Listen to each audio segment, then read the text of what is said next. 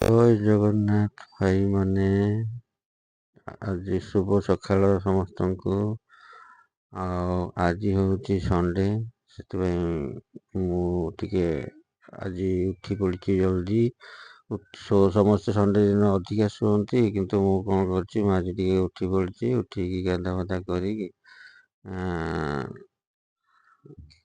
Ready ଅଛି। ଆଉ ଦେଖନ୍ତୁ, ଏବେ ବର୍ତ୍ତମାନ ସକାଳ 5ଟା ହେଇଛି, ଅନ୍ଧାରିଆ ଟିକେ ଟିକେ ଅଛି, ସେଥିପାଇଁ ବାହାର କବାଟ ଖୋଲା ହେଇନି। ଆଉ ବର୍ତ୍ତମାନ ଦି ପୁଅ ଗୋଟିଏ କମ୍ବଳ ଭିତରେ ପଶିଛନ୍ତି। ଆଉ ହଁ, ଉଠିବା ବେଳ ହେଲାଣି ତାଙ୍କର ବି, ସିଏ ବି ଦେଖନ୍ତୁ କମ୍ବଳ ଭିତରେ କେମିତି ହଉଛନ୍ତି। ଆଉ ଦି ଭାଇ ଯାକ ଶୋଇଛନ୍ତି। ଟାଇମ୍ ହେଇନି, ସିଏ ଉଠିଲେ 6:30 7ଟା ବେଳେ ଉଠିବେ। ଆଉ ଦେଖିବା ମୁଁ ବିଶେଷ କ'ଣ କରୁଛି। ଏଇ ଦେଖନ୍ତୁ, ମୋ ୱାଇଫ୍ ବି ବୋଧେ ଉଠିକି ବାଥରୁମ୍ ବି ଗଲାଣି। ବାଥରୁମ୍ ଯଦି ବନ୍ଦ ଥିବ କବାଟ, ଜାଣିବ କି ବାଥରୁମ୍ ଭିତରେ ନିତ୍ୟକର୍ମ କରୁଛି। ହଁ, ବନ୍ଦ ଅଛି ମାନେ ବାଥରୁମ୍ ଭିତରକୁ ଯାଇଛନ୍ତି। ସିଏ ବି ଏକାଥରକୁ ଗାଧୁଆ ପାଧୁଆ କରି ବାହାରିବେ, ଆଉ ପୂଜାପୂଜି କରିବେ। ହଉ, ଆପଣମାନେ ଯିଏ ମୋ ଚ୍ୟାନେଲରେ ନୂଆ ଅଛନ୍ତି, ନୂଆ ଦେଖୁଛନ୍ତି ମୋ ଭିଡ଼ିଓଟିକୁ, ସେମାନଙ୍କୁ ମୁଁ ଅନୁରୋଧ କରୁଛି କି ମୋ ଚ୍ୟାନେଲଟିକୁ ସବସ୍କ୍ରାଇବ୍ କରିଦେବେ, ଲାଇକ୍ କରିବେ, ବହୁତ ମାତ୍ରାରେ ଲାଇକ୍ କରିବେ, ଆଉ ଭିଡ଼ିଓଟିକୁ ସେୟାର କରିଦେବେ, ବହୁତ ମାତ୍ରାରେ ସେୟାର କରିଦେବେ। ଆଉ ଆପଣଙ୍କୁ କେମିତି ଲାଗିଲା ମୋ ଭିଡ଼ିଓଟି, କ'ଣ କେମିତି, ସେଟା ଲେଖିକି କମେଣ୍ଟ କରିକି ଜଣାଇବେ, କମେଣ୍ଟ କରିବେ। ଆଉ ଦେଖନ୍ତୁ, ବିଶେଷ ଗାଧୁଆ ସାରିକି ଆସିକି ପୂଜା କଲାଣି।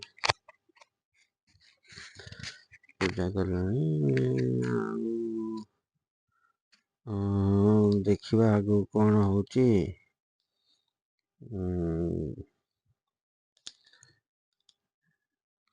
ସକାଳୁ ସକାଳୁ ଠାକୁରଙ୍କ ଦର୍ଶନ କରିବା ବହୁତ ଶୁଭ, ଆଉ ବହୁତ ଭଲ, ମନ ପ୍ରଫୁଲ୍ଲ ରହେ। ଆଉ ଦେଖନ୍ତୁ, ୱାଇଫ୍ ପୂଜାପୂଜି କରିକି ଏଠି ବାହାରେ ବୃନ୍ଦାବତୀ ତୁଳସୀ ମାଙ୍କୁ ବି ଦେବେ। ଆଉ ତାପରେ ଯାହା ଡେଲିର କାର୍ଯ୍ୟକ୍ରମ ସକାଳୁ ହୁଏ, ସେ ଆରମ୍ଭ କରିବେ। କ'ଣ କରିବା ଆଜି ଦେଖିବା। ଆଉ ଚାଲନ୍ତୁ ଦେଖି, ପୂଜାପୂଜି ଆଗେ ପୂଜା ସରିସାରୁ, ଧୂପ କମ୍ ସେ କମ୍ ଧୂପଟା ବୁଲା ହେଉଛି। ଧୂପ ବୁଲେଇ ସାରିଲା ପରେ ଏଇଠି କୁହୁଡ଼ି ବାହାରେ ବହୁତ ସକାଳୁ ସକାଳୁ। ଆଉ ଥଣ୍ଡା ଦିନ, ଆମର ଏପଟେ ପ୍ରବଳ ଥଣ୍ଡା ପଡ଼ୁଛି। ଯେମିତି ଗରମ ଦିନ ଅଧିକ ଗରମ ହୁଏ, ସେମିତି ଥଣ୍ଡା ଦିନ ଅଧିକ ଥଣ୍ଡା ହୁଏ। ଆଉ ଦେଖିବା କ'ଣ ଆଗକୁ କ'ଣ କାର୍ଯ୍ୟକ୍ରମ ଅଛି। ଆଉ ବର୍ତ୍ତମାନ ତ ଧୂପ ଦିଆ କାମ ଚାଲିଛି। ଆଉ ସକାଳୁ ଉଠିଲେ ସଦାବେଳେ ଗାଧୁଆ ପାଧୁଆ କରି ପ୍ରଥମେ ଧୂପ ଦିଆ ହୁଏ। ଆଉ ସମସ୍ତେ ଦିଅନ୍ତି, ଆମେ ବି ଦଉ। ଆଉ ଦେଖନ୍ତୁ, ବାହାର ଗଲେ ସେ ମା ବୃନ୍ଦାବତୀଙ୍କୁ ଧୂପ ଦେବା ପାଇଁ ସୂର୍ଯ୍ୟ ଦେବତା ତ ବହୁତ ଲେଟ୍ରେ ବାହାରୁଛନ୍ତି। ସୂର୍ଯ୍ୟ ଦେବତାଙ୍କୁ ଧୂପ ଦେଖେଇକି, ଆଉ କୁହୁଡ଼ି ହେଇଛି, ଅନ୍ଧାରିଆ କରିଛି, ମାନେ ଥଣ୍ଡା ପ୍ରବଳ। ଦେଖନ୍ତୁ, ଦିଆ ହେଉଛି। ଆଉ ଧୂପ ଦେଇ ସାରିଲା ପରେ ଚା ଫା ବନେଇକି ପିଇବା। ଦେଖନ୍ତୁ, ଥଣ୍ଡା ଲାଗୁଛି ବର୍ତ୍ତମାନ। ଥଣ୍ଡା ଲାଗୁଥିବାରୁ ଦେଖିବେ, ଆଜି ଆମେ ଚୁଲାରେ ରୋଷେଇ କରି ଖାଇବା। ଏକରେ ତ ଆମର ନିଆଁ ପଇଁବା ବି ହେଇଯିବ, ରୋଷେଇ ବି ହେଇଯିବ। ହଉ, ଦେଖିବା କ'ଣ କରିବା। ହଉ, ଆଉ ଭାଇମାନଙ୍କୁ ମୋ ଭାଇମାନେ, ମୋ ମାଉସୀ ମଉସାମାନେ, ସମସ୍ତଙ୍କୁ ମୁଁ ଅନୁରୋଧ କରୁଛି, ପ୍ଲିଜ୍, ଯେଉଁମାନେ ମୋ ଚ୍ୟାନେଲରେ ପ୍ରଥମ ଥର ମୋ ଭିଡ଼ିଓ ଦେଖୁଛନ୍ତି ତାଙ୍କେ ମୋ ଚ୍ୟାନେଲଟିକୁ ଲାଇକ୍ କରିଦେବେ, ଆଉ ବହୁତ ମାତ୍ରାରେ ଭିଡ଼ିଓକୁ ସେୟାର କରିଦେବେ, ଆଉ ସବସ୍କ୍ରାଇବ୍ କରିବାକୁ ଜମାରୁ ଭୁଲିବେ ନାହିଁ। ଆପଣ ବିନା ସହଯୋଗରେ ମୁଁ କିଛି କରିପାରିବି ନାହିଁ। ବର୍ତ୍ତମାନ ମୋତେ ଏତିକି ବାଟ ଆପଣଙ୍କ ସହଯୋଗ କରିଥିବାରୁ ମୁଁ ଏତିକି ବାଟ ଆସିକି ପହଞ୍ଚିଛି। ଆଉ ଆପଣଙ୍କ ଦୟାରୁ ମୁଁ ଆଗକୁ ଚେଷ୍ଟା କରୁଛି। ଆପଣ ଦୟା କଲେ ମୁଁ ଆହୁରି ଆଗକୁ ଭଲ ଭଲ ଭିଡ଼ିଓ କରିକି ପୋଷ୍ଟ କରିବି। ଦେଖନ୍ତୁ ଚୁଲାରେ ଲାଗିଗଲା। ଏଇଠାରେ ଚା ବନା ହଉଛି କାହିଁକି ନା କଳା ହବ। ଚୁଲା ଏଇ ପୁଅ ବି ମୋ ସାନ ପୁଅ ଉଠିଗଲାଣି। ଆଉ ଥଣ୍ଡା ହଉଛି ନା, ତ ନିଆଁ ଲାଗିଲା ମାନେ ସମସ୍ତଙ୍କର ଖୁସି। ହେଇ ଦେଖନ୍ତୁ ସକାଳୁ ସକାଳୁ ଆମ ଗାଈ ବି ପଳେଇ ଆଇଲାଣି ଖାଇବା ପାଇଁ। ସବୁଦିନ ସକାଳେ ଆସେ, ଆଉ ଆଜି ବି ସେମିତି ସକାଳୁ ପଳେଇ ଆଇଛି। କବାଟ ବନ୍ଦ ଥିଲେ ମୁହଁରେ କବାଟ ଖୋଲିଦବ, ଆଉ ଯାହା ହେଇଥିବ କବାଟ ତାକୁ ମୁହଁରେ ଖୋଲି ପକେଇବ। ଆସିବ ଖାଇବ ତାପରେ ଯିବ।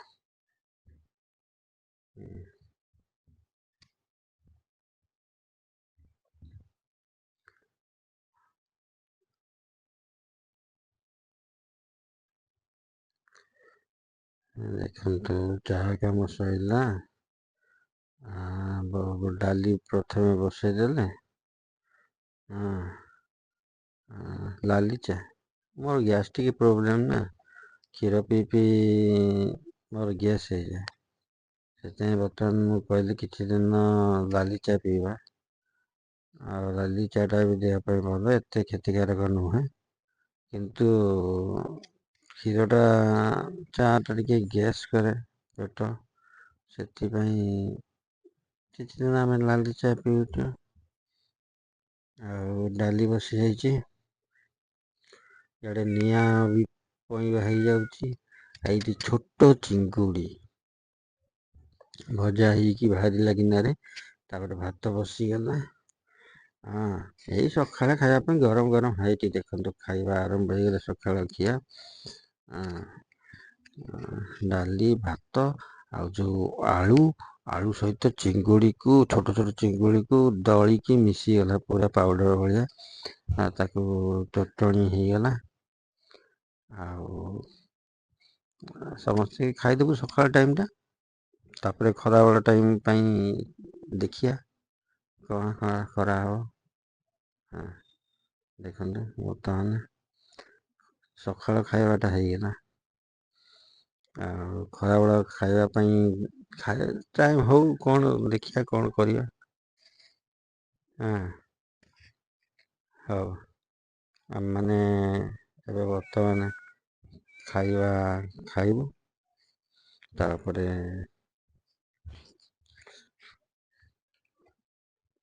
ତାପରେ ଦେଖିବା। ଆଉ ଦୟାକରି ମୋ ଚ୍ୟାନେଲଟିକୁ ସବସ୍କ୍ରାଇବ୍ କରିଦିଅନ୍ତୁ। ଲାଇକ୍ କରନ୍ତୁ, ସେୟାର କରନ୍ତୁ। ଭଲ ଲାଗିଲେ କମେଣ୍ଟ କରିବା ଜମାରୁ ଭୁଲନ୍ତୁନି।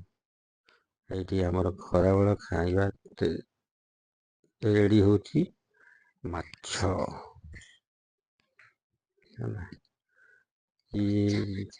ବଚା ମାଛ।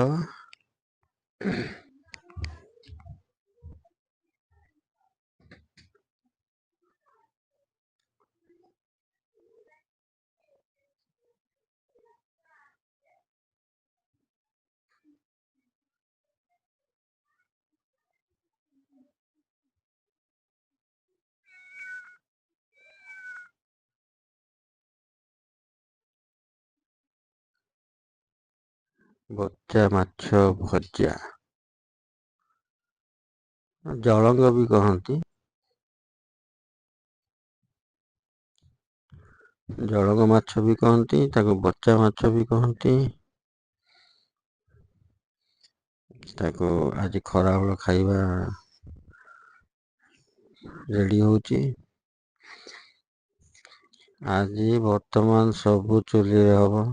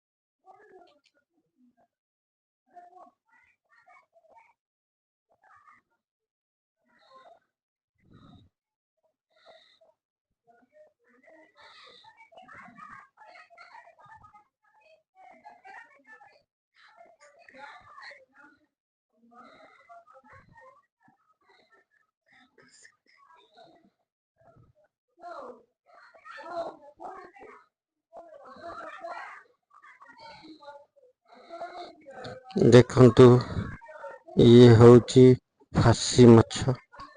ଫାଶୀ ମାଛ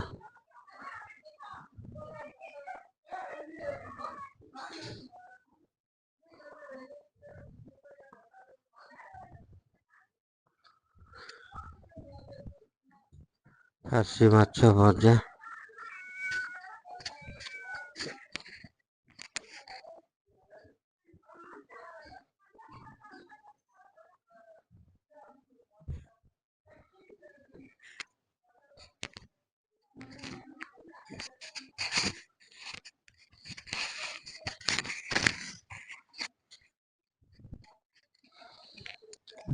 ଫାଶୀ ମାଛ ଏବେ ବର୍ତ୍ତମାନ ଖରାବେଳେ ସେଇ ଛୋଟ ମାଛ ଫାଶୀ ମାଛ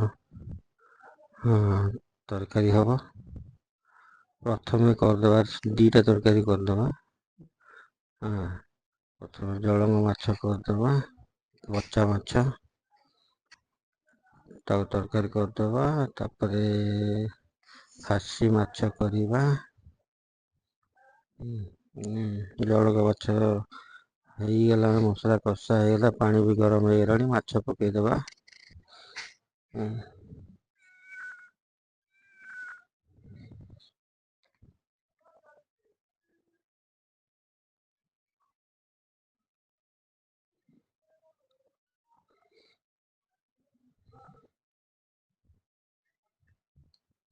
ଦେଖନ୍ତୁ ମାଛ ପୋଡ଼ି ଯାଉଛି।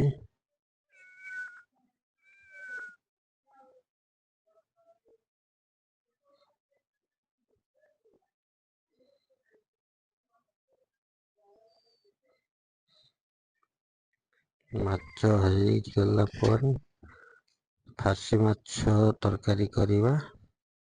ସେ ଛୋଟ ଛୋଟ ତାକୁ କଣ କହନ୍ତି ଫାଶୀ ମାଛ।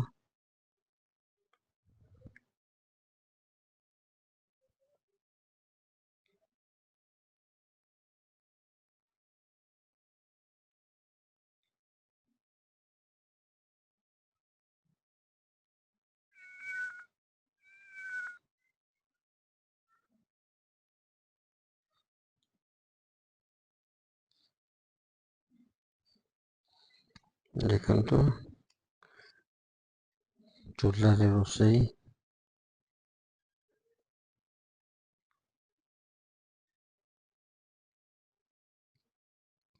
ତରକାରୀ ହେଇଗଲା। ବର୍ତ୍ତମାନ ଫାଶୀ ମାଛ ତରକାରୀ କରିବା। ବଚା ମାଛ ତରକାରୀ ହେଇଗଲା। ଏବେ ଫାଶୀ ମାଛ ତରକାରୀ।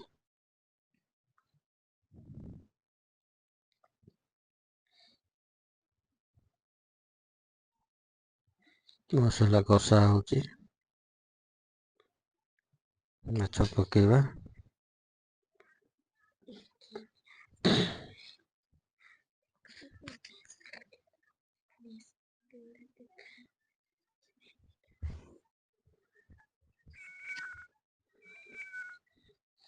ଦେଖନ୍ତୁ ମାଛ ଫାଛ ସବୁ ପଡ଼ିଗଲା। ଫାଶୀ ମାଛ ତରକାରୀ।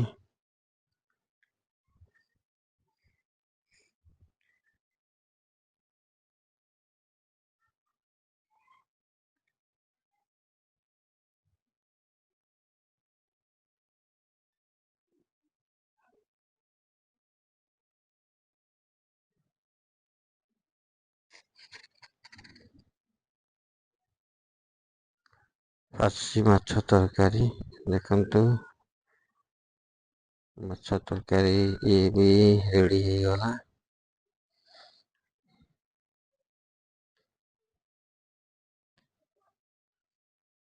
ଫାଶୀ ମାଛ ତରକାରୀ ବି ରେଡି ହେଇଗଲା।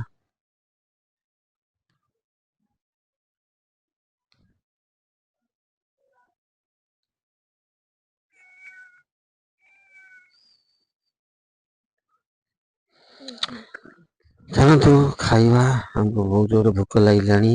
ଆପଣଙ୍କୁ ବି ଭୋକ ଲାଗୁଥିବ, ଟାଇମ୍ ହେଇଗଲାଣି, ଖରାବେଳେ ଖିଆ ଖାଇନଥିବେ ଆପଣ। ଠିକ୍ ଅଛି, ଆଜି ପାଇଁ ଏତିକିରେ ରହୁଛି। Bye bye.